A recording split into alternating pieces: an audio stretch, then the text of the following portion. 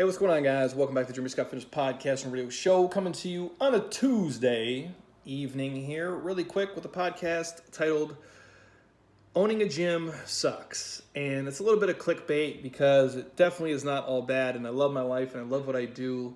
I get to travel the world. I've met some of the most amazing people, whether it be my peers or obviously the amazing athletes we get to work with.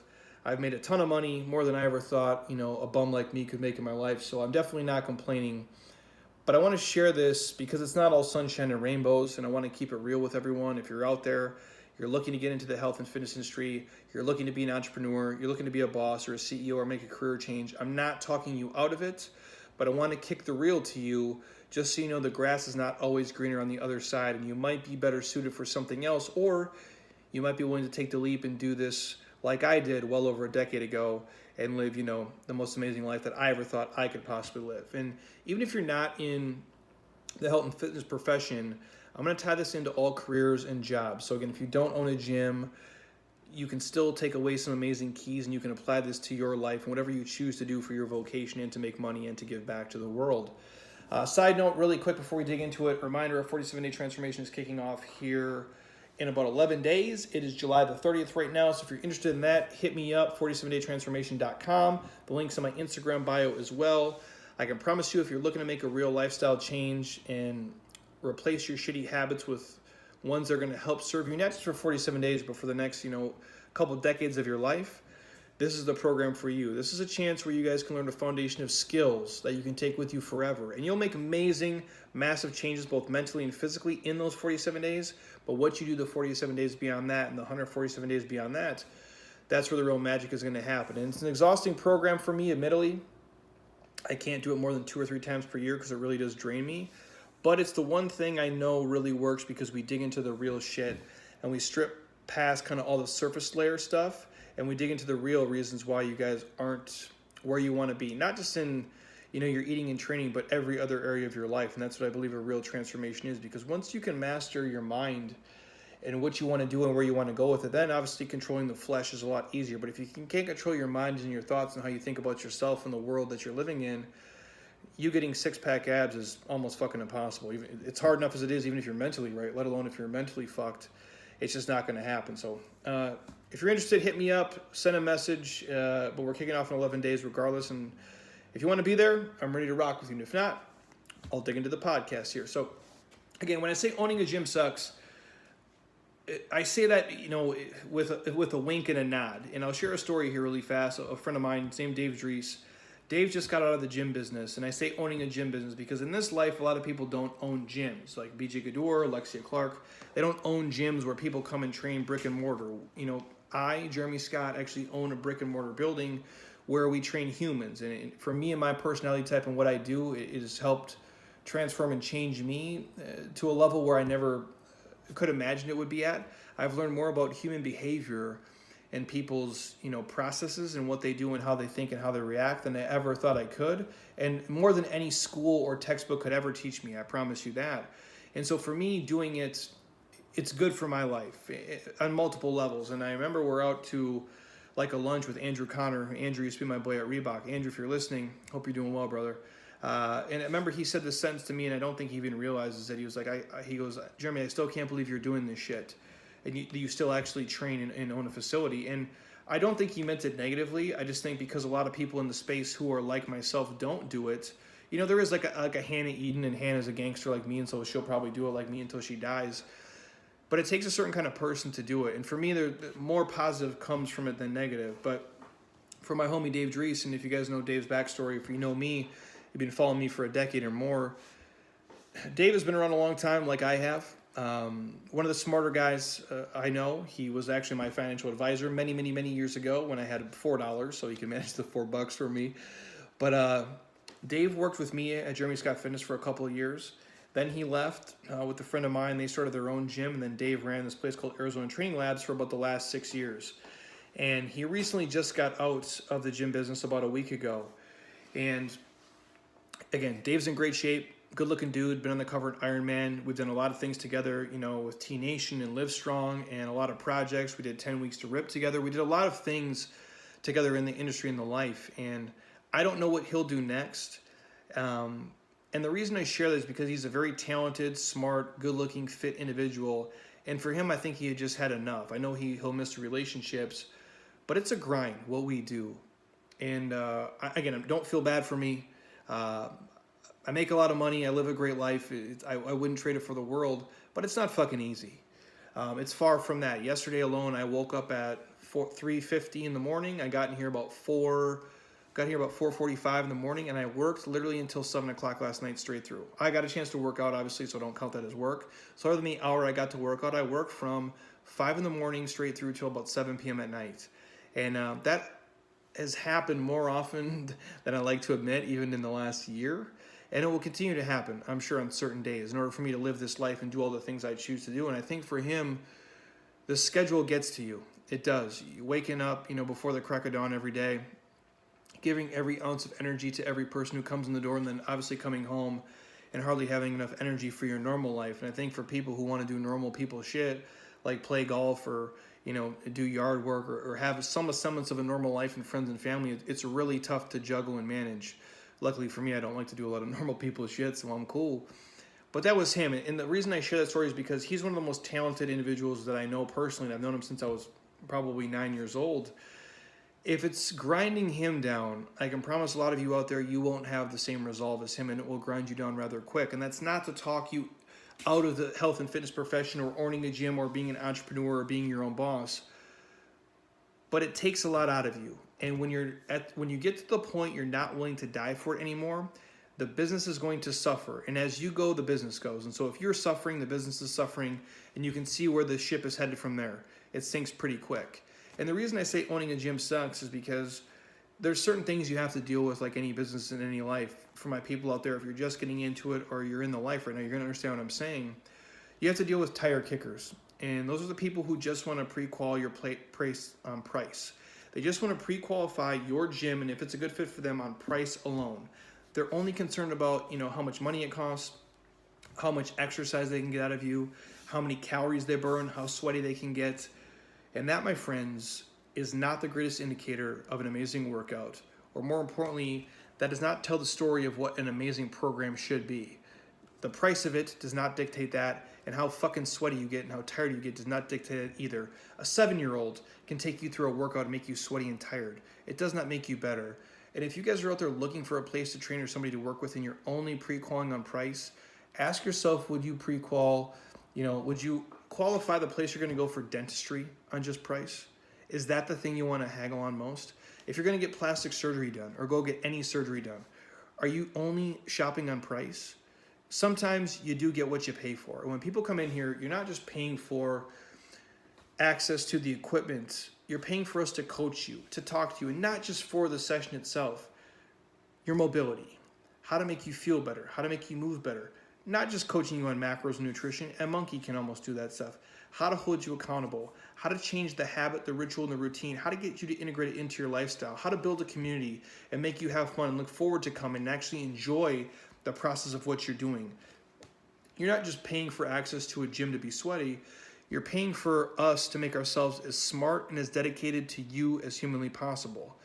And that's the hard part you have to try to relay to, a prospect or a lead who walks in the door, having them understand why you're different than the 86 places down the street. And the only thing I ever say is, if you're looking for a place to get sweaty and tired, you can do that shit anywhere. Don't come here. You can probably get it for the same price down the street, and odds are you can probably get it for fucking cheaper.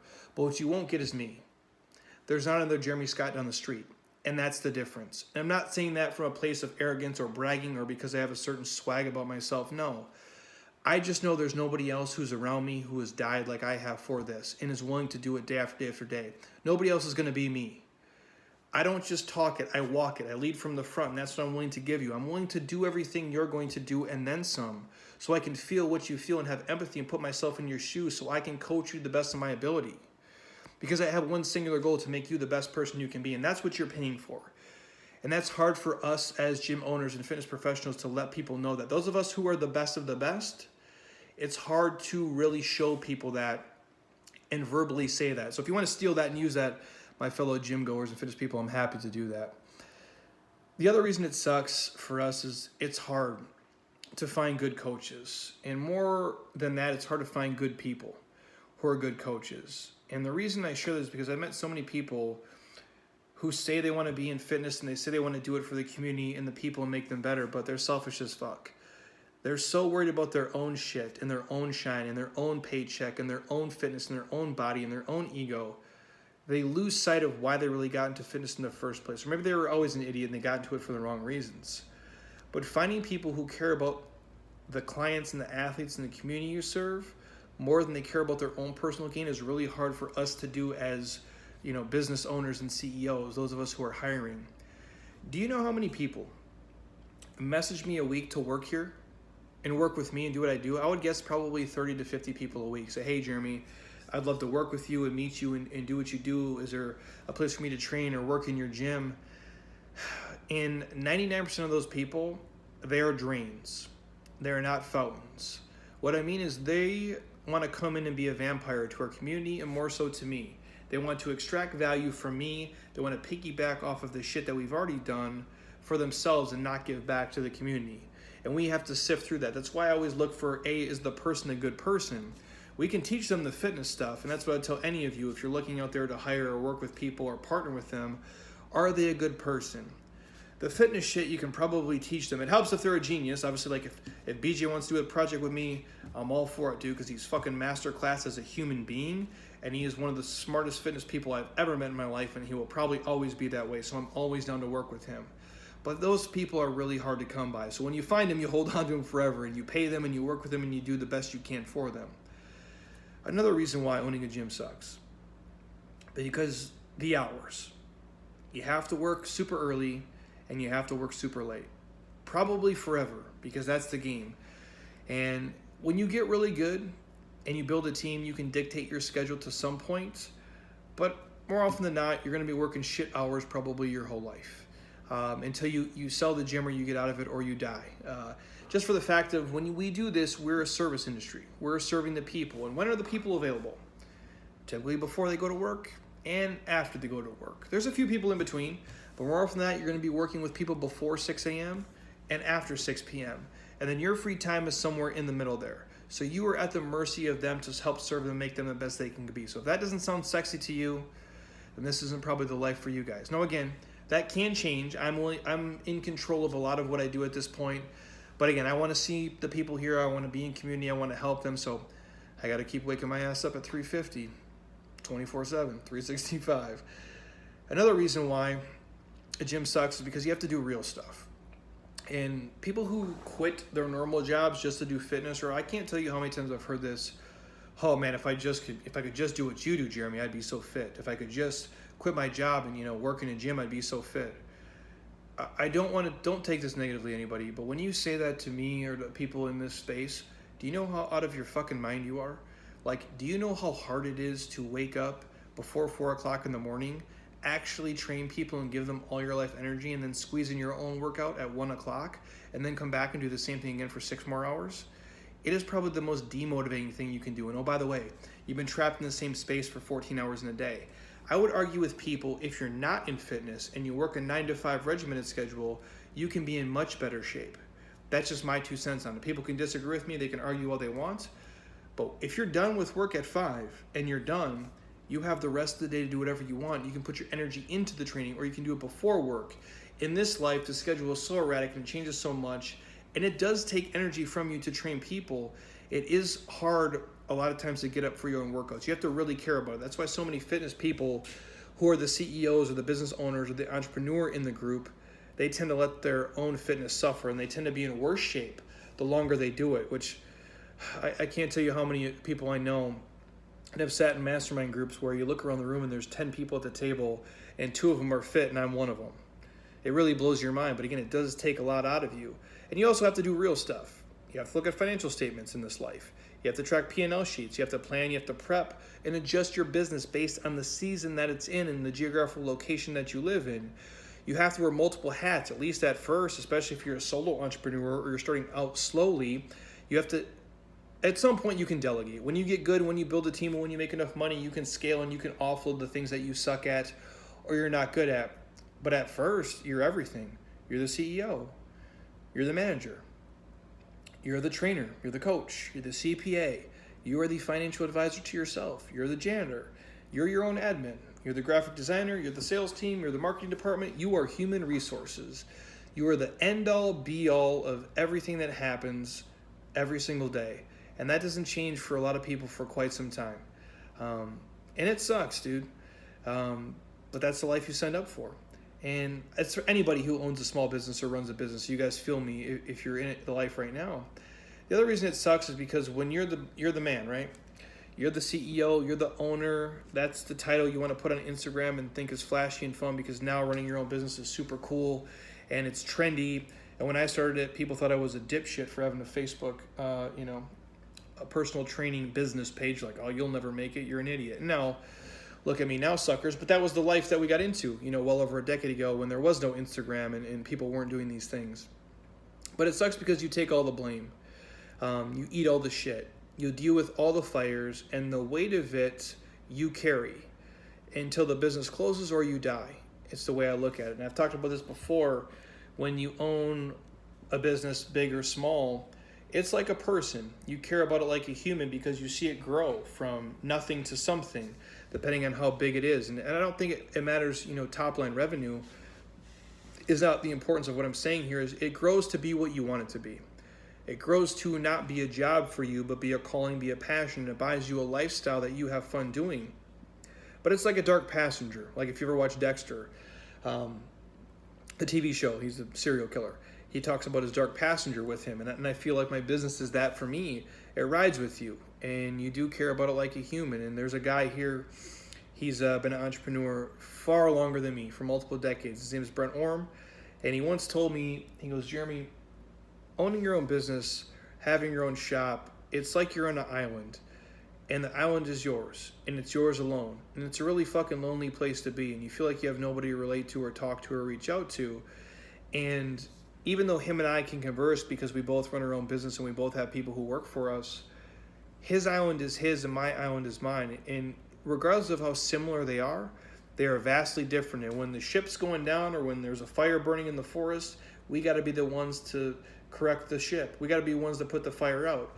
Nobody else can help us do that. So the other reason it sucks is it's a lonely life, especially if you're trying to be a successful, gym owner, business owner, entrepreneur, somebody doing something outside the norm. You're going to have to work twice as hard for half the money. But that's the price you're willing to pay because you love it so much, or you don't want to have to answer to other people or deal with their bullshit or the corporate structure of crap that's going on. So that's why it sucks. On the same note, owning a gym and doing this life is fucking awesome. As the owner, as the man, as the person with their name on the building or the door, or the person who holds the title of president, CEO, you get an insane amount of praise, maybe even more than you deserve at times. You get credit for everything that goes right as well. Even when other people are doing the work, the credit will get awfully to you because, hey, at the end of the day, you hired those people, right? You put them in a position to be successful, so their great work makes you look an amazing leader, makes you look like a genius. That's why I tell anybody, if you're in a structure and it's going really well and you have great people, it just makes you look like a fucking rock star. And admittedly, you did put them in place, but you're going to get the credit even when they probably should get more than you at times. And as we like to say it is, you got the juice. And, when you have the juice, it's great. And, everybody wants to be the man. Obviously until it comes down to you having to be the man and deal with the bullshit problems, and it's not so fun. But for most people, it's fun to be on top. And in this life, you get to dictate a lot of what you do. You get to choose, who you want to work with. You're not at the mercy. People, you don't have to take every client and customer and interaction. You get to choose what companies you want to partner with, what mergers, what joint ventures, and what people you associate with every single day. Or in a big box company, you can't do that. You get the clients you get and you got to deal with it, and it's not your call. You can't just fire clients whenever you want to. We have the opportunity to do that.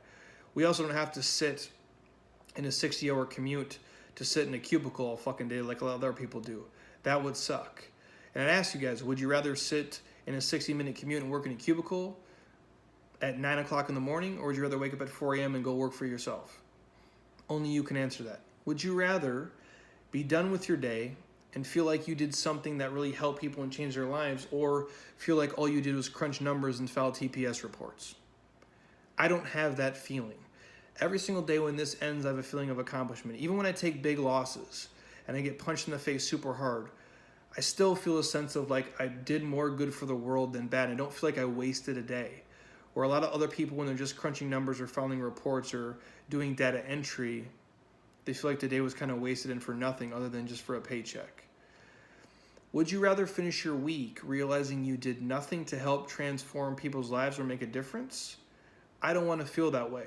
So I'll wake up and work 100 hours a week to feel the way that I feel every single day.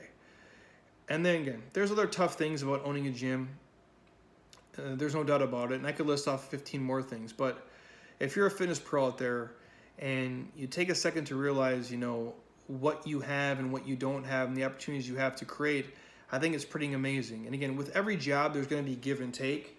So I'm not sending this out there to talk any of you guys out of running your own business and out of doing something different. But when you do work for yourself, when you are an entrepreneur, when you do own a gym, you control your destiny. Nobody else. You get to change people's lives every single day. You get the choice of how you spend your day, your time, your effort, and your energy. You get to wear fucking shorts to work, which is pretty amazing. For me, I get to listen to Tupac all day long if I want to, and not in my earbuds. I mean, I can come in here and turn on Pac and bang it all day long through the building if I choose to. Or Taylor Swift, or Disturbed, or Metallica, or Little Troy, whatever people request, I'll play it for them if it makes them happy. And you get to create relationships in this life. You get to build a community. You get to have an impact on people in multiple generations of their lives. And there's power in that. And there's legacy in that. That matters on some of the deepest levels where normal people don't get to feel that in a 9-to-5 because they're just doing it for a check. And I think if you ask people to a man, the people in the cubicles would trade places with us any day of the week for the most part. Obviously this life can be exhausting. And that, again, that's only if you're at the top level. And when I say that, because this life isn't for everyone. Just like the office life wasn't for me, the key is that I always get to do shit that I love with people I enjoy every single day. You guys hear me say it all the time, and that's why I say it, because I love fitness. I love sports. I love play, and the people I work with are pretty fucking amazing.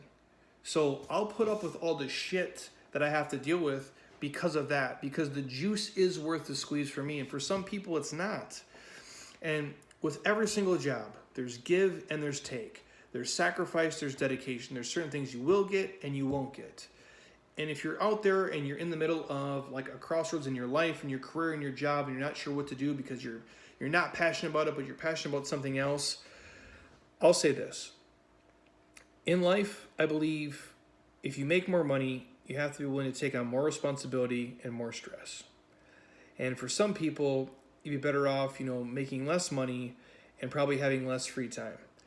And being the man, being the CEO, being the owner, you get paid way more.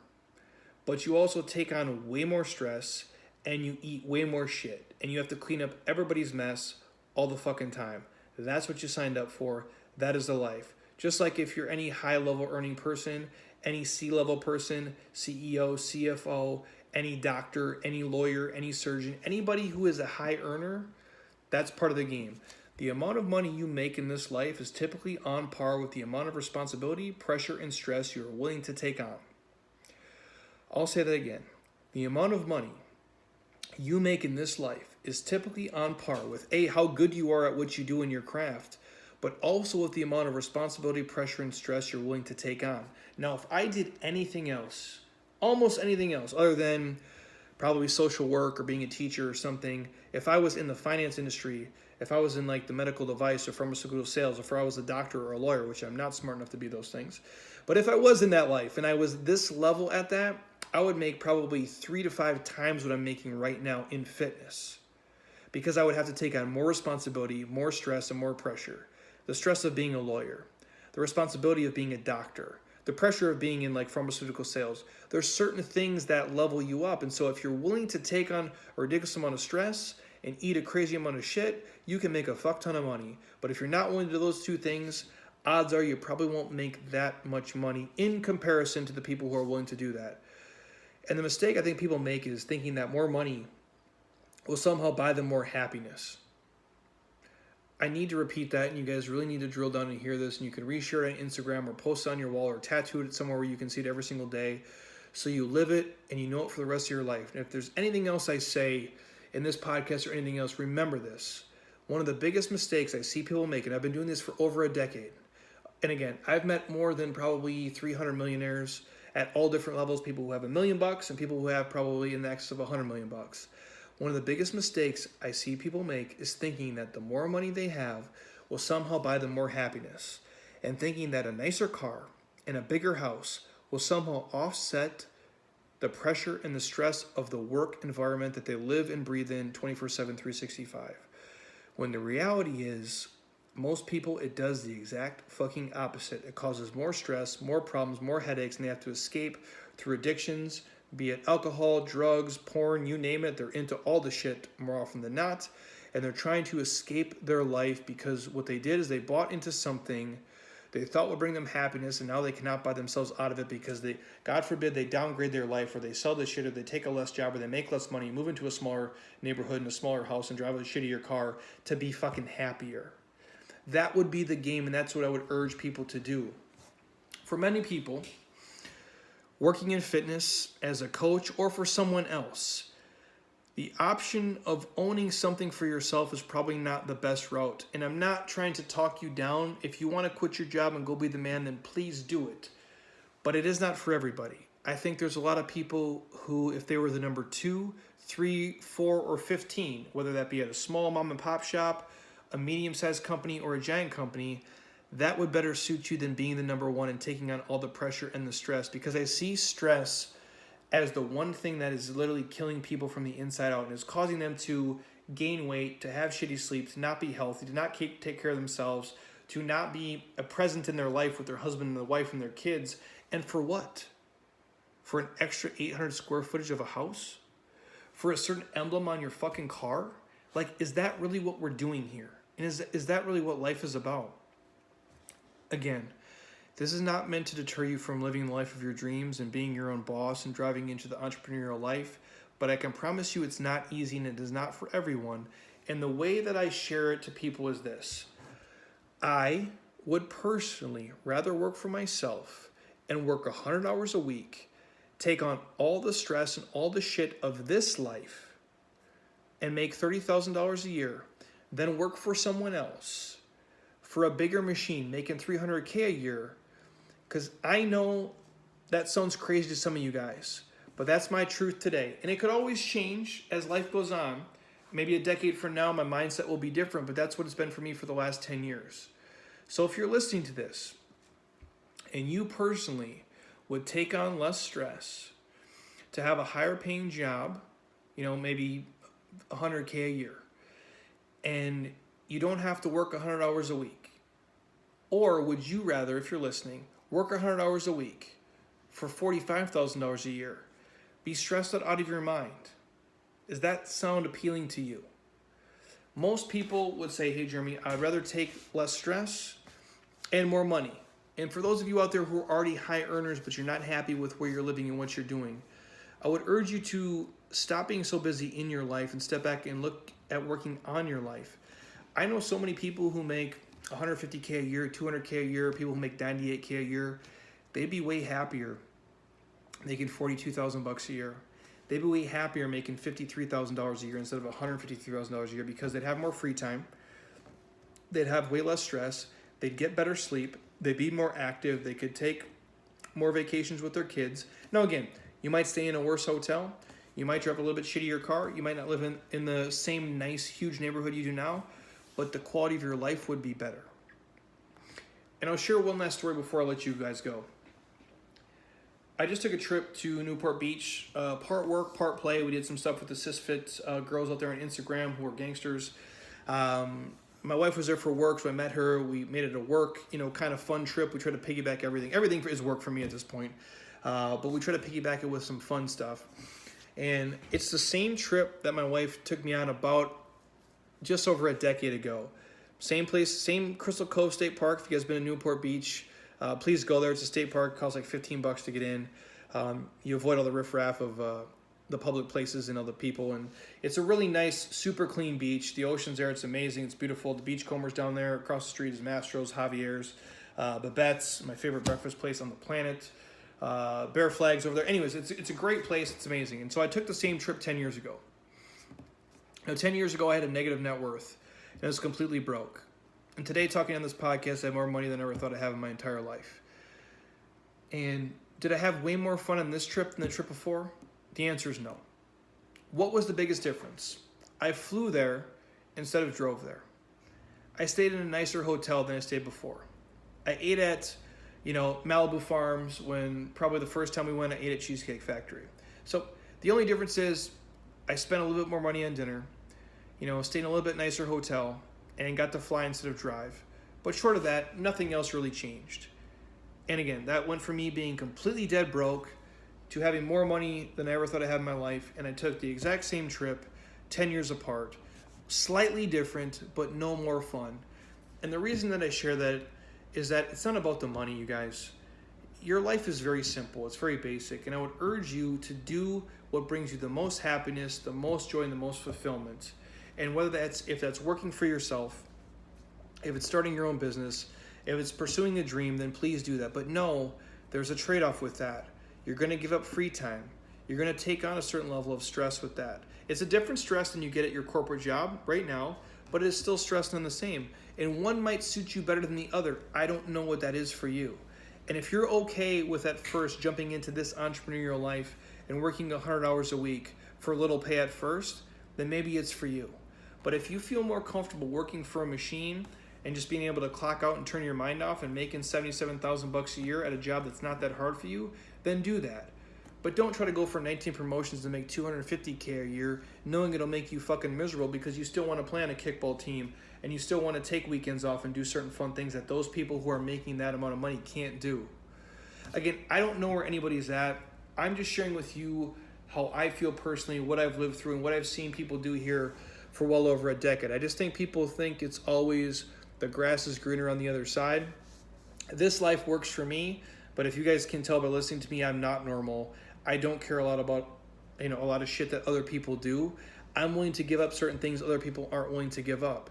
And only you can answer that question for you. So ask yourself, as you're going through your career search and your hustle, what do you really want to do? And when I ask that question, what's going to make you the happiest?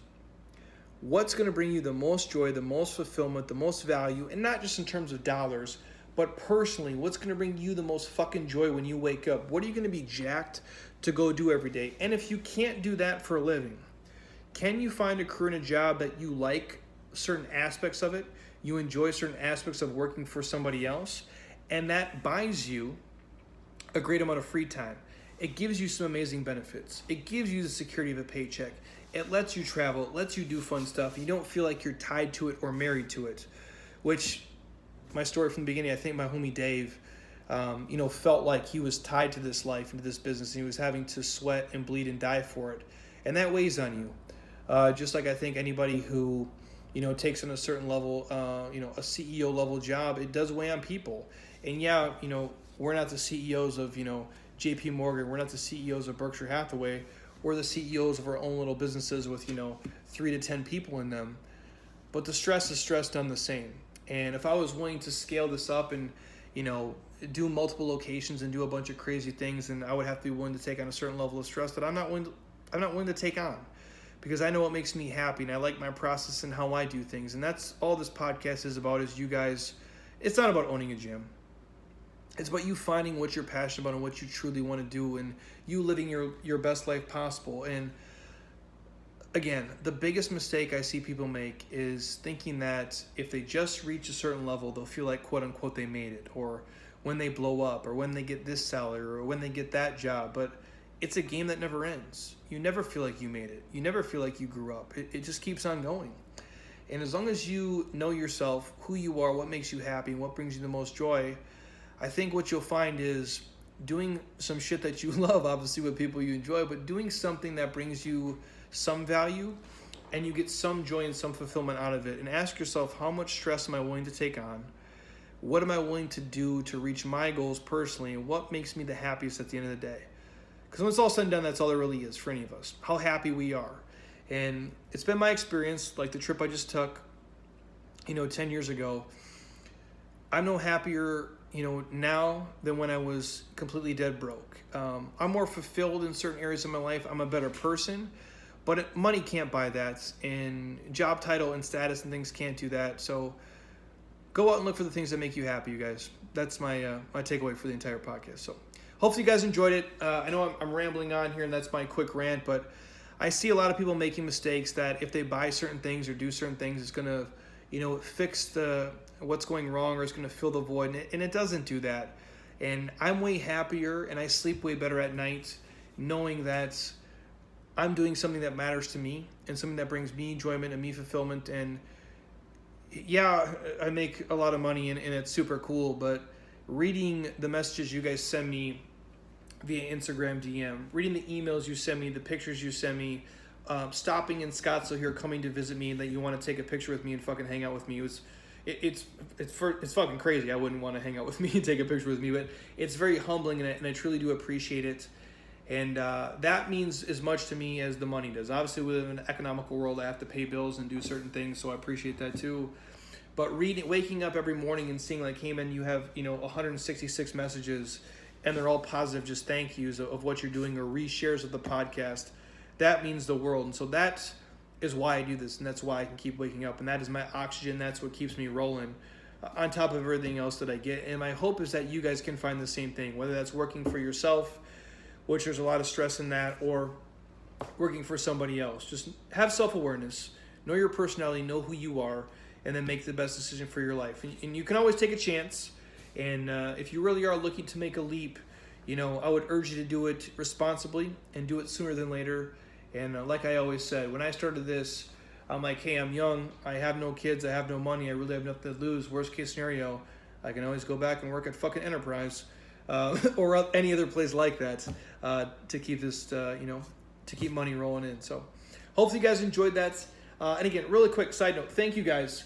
Men's Health just named me one of the top 55 people to follow on Instagram in the world of all fitness and health professionals and coaches who do, what we do on Instagram. And I thank you guys for that, because you're the ones who watch it, click on it, talk about it, share it. And without you, none of it would be possible at all. And so I owe that to you guys, because without you listening and watching and buying the shirts and listening to the podcast and the YouTube videos, none of this shit matters. If you're watching on YouTube right now, thank you for watching me ramble on for the last 40 minutes. I appreciate you. And I sincerely mean that, you guys. I know a lot of people say it just to say it, but there's no ego here. I've been doing this for a long time, and I do it the same way, to hundreds of thousands of people as I did with 3 people.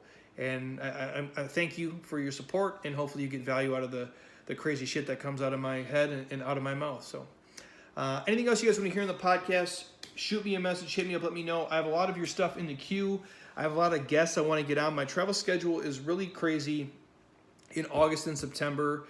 I'm going to try to get the local people on, but I promise you, October, November, December, ton of guests, a lot of value. But if there's certain things you want to hear or people you want me to bring on, send me their names, a message. Hopefully I know them personally. If not, we can connect and maybe make it happen. So thank you guys for listening. And until next time, eat well, train hard, be nice to people, and please just keep doing shit you love with people you enjoy, because your life is too short not to. I'll talk to you guys soon. Peace.